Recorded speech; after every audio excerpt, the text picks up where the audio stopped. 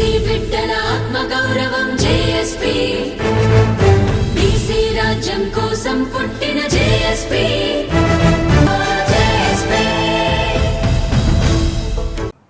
తారామతిపేటలో అబ్దులాపూర్ మెట్టు మండల్లో అనేక రోజులుగా, ఇది ఒక రోజుది కాదు, దాదాపు సంవత్సర కాలంగా మా వాళ్ళు ఇబ్బంది పడుతున్నారు. సర్వే నంబర్ 36లో ఇక్కడ సింపుల్గా చెప్పాలంటే మొత్తం 6 ఎకరాల భూమిలో అప్పుడు 2005లో 2.31 గుంట ఓఆర్ఆర్ తీసుకోరు. 2005లో తీసుకున్న తర్వాత మిగిలిన ఈ 4 ఎకరాల చిల్లర ఏదైతుందో అది వీళ్ళ వంశపార్యపరంగా వచ్చిన భూమిని 2026లో ప్రొహిబిషన్ లిస్ట్లో పెడతాడు. ఆ ప్రొహిబిషన్లో కూడా ఎట్లా పెడతారంటే, ఈ మ్యాప్ చూడండి, మీరు క్లియర్గా కనిపిస్తుంది. ఇక్కడ ఒక అదర్సు, ఒక ఆధిపత్య వర్గానికి చెందిన కులమైన భూమి ఏమో ఓఆర్ఆర్ బఫర్ జోన్ పక్కన ఉంటుందేమో, ఇది ప్రొహిబిషన్ లిస్ట్ ఉండదు. దాని తర్వాత ఇంకో బిట్ ఉంటుంది, అది ప్రొహిబిషన్ లిస్ట్ ఉండదు. మూడోది అంటే దాదాపు దీనికి దానికి చాలా దూరంలో ఉంటే దీన్ని ప్రొహిబిషన్ లిస్ట్లో పెడతారు. 2026లో పెడతారు. గౌరవ కలెక్టర్ గారిని కలిస్తేనేమో ఆర్డీఓ గారికి రాసిన ఆర్డీఓ రిపోర్ట్ రాని అంటారు. ఆర్డీఓ గారిని కలిస్తేనేమో ఎంఆర్ఓ గారు అంటారు ఇది నా చేతుల్లో పని, కాకపోతే ఇది వేరే వాళ్ళ ఒత్తిడి ఉన్నది. అంటే వేరే వాళ్ళ ఒత్తిడి ఉందని చెప్పి అసెంబ్లీ రాసిస్తావా వాళ్ళకు, లేదా చార్మినార్ రాసిస్తావా? ఇది రెవెన్యూ సంస్థలో పనిచేసే ఎంఆర్ఓలు కానీ ఆర్డీఓలు కానీ కనీసం విజ్ఞతలతో లేకపోతే ఎలా? సదరు ఎంఆర్ఓ ఎవరైతే ఉన్నారో ఈ సుదర్శన్ రెడ్డి గారిని మా కిరణ్ గారు కొనే ముందు, వీళ్ళు పాపం పద్మశాలి నేతన్న కుటుంబానికి సంబంధించిన వాళ్ళు, వీళ్ళు స్వయంగా వెళ్ళి అడగడం జరిగింది, అయ్యగా ఇది కొనుక్కోవచ్చా, దీనికి ఎటువంటి అడ్డంకులు ఉన్నాయా, దీంట్లో ఏమైనా ఇబ్బందులు ఉన్నాయా అంటే లేదని చెప్పి దాదాపు ₹1,00,000 చలాన్ కట్టి స్వయంగా సుదర్శన్ రెడ్డి గారే రిజిస్టర్ చేయడం జరిగినది.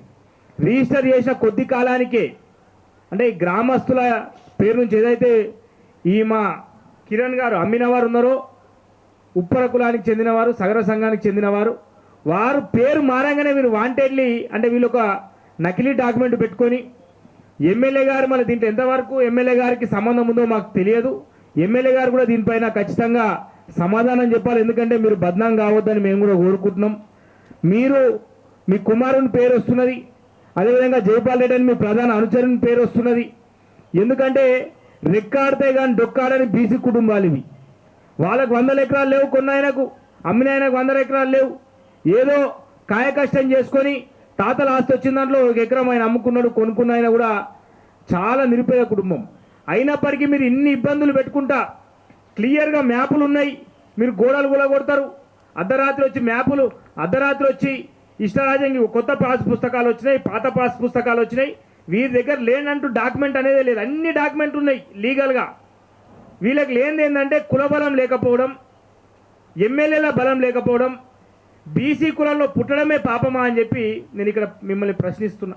అదేవిధంగా పోలీస్ శాఖ వారు కూడా వీరి వైపు ఉండడం ఎంతవరకు సమంజసమని అడుగుతున్నా. ఒక గోడ కూలగొట్టి దాదాపు 15-16 సంవత్సరాల నుంచి కిరణ్ వాళ్ళు గోడ కాంపౌండ్ వాళ్ళు కట్టుకుంటే అక్రమంగా గోడ కూలగొడితే వారి పైన యాక్షన్ ఎందుకు తీసుకుంటలేదని చెప్పి ఇక్కడ నుంచి మేము ప్రశ్నిస్తున్నాం. మేము ఖచ్చితంగా ఏదైతే మీరు ప్రొహిబిషన్ లిస్ట్లో ఓఆర్ఆర్ లిస్ట్లో పెట్టారో, ఓఆర్ఆర్ లిస్ట్ చేసినప్పుడే 2005లోనే దానికి టంచ్ ఇచ్చారు. ఆ టంచ్ ప్రకారం ఎన్ని మీటర్ల దూరంలో ఓఆర్ఆర్ పోయింది, లెఫ్ట్కి ఎంత పోవాలి, బఫర్ జోన్ తర్వాత ఎంత పోవాలి, రైట్ ఎంత పోవాలి, కాంపన్సేషన్ ఎవరికి ఇస్తామనేది పూర్తి వివరాలు ప్రభుత్వం దగ్గర ఉన్నాయి.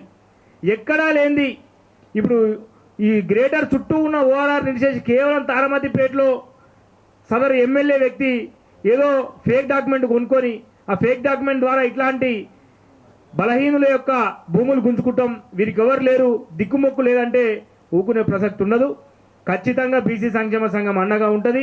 మా ఆఫీస్కి వచ్చి మమ్మల్ని కలవడం జరిగింది. ఖచ్చితంగా మేము అన్ని న్యాయపరంగా అన్ని చెక్ చేయడం జరిగింది. మా నాయకులు కూడా అక్కడ ధర్నా చేశారు. ధర్నా చేసినప్పుడు ఎంఆర్ఓ గారే అంటారు, అవును పలానా వ్యక్తికి ఏం భూమి లేదు, అయినప్పటికీ మిమ్మల్ని దౌర్జన్యంగా కూలగొడుతున్నారని ఎంఆర్ఓ స్టేట్మెంట్ ఇస్తాడు.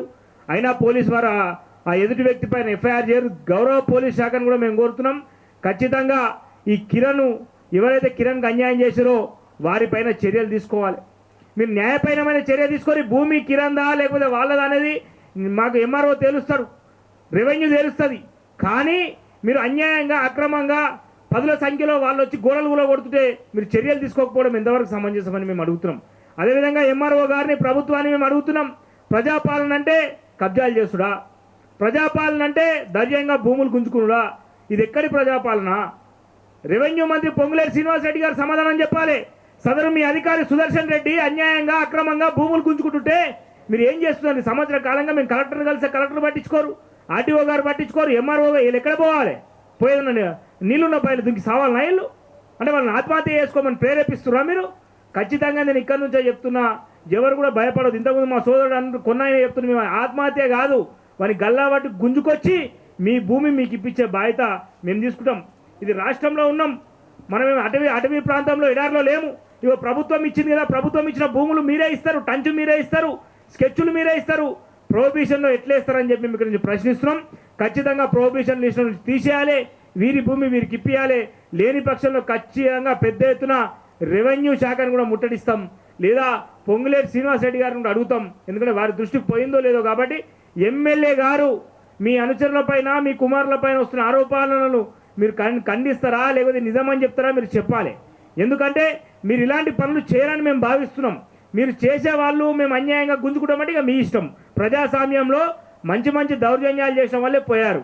మీరు దాన్ని దృష్టిలో పెట్టుకొని చేయాలి. ఖచ్చితంగా మేము కలెక్టర్ గారు నారాయణ రెడ్డి గారిని కోరుతున్నాం, మీరు ఎంబడే ఈ ప్రొహిబిషన్ లిస్టును తీశారు. ఎందుకంటే మీ దృష్టికి మేము పలుమార్లు తీసుకొచ్చాం. కాబట్టి మీరు బీసీ కుటుంబంలో ఒక సగర కుటుంబానికి చెందిన వారు, ఓ పద్మశాలి కుటుంబానికి చెందిన వారికి న్యాయం చేయాలని చెప్పి కోరుతున్నాం.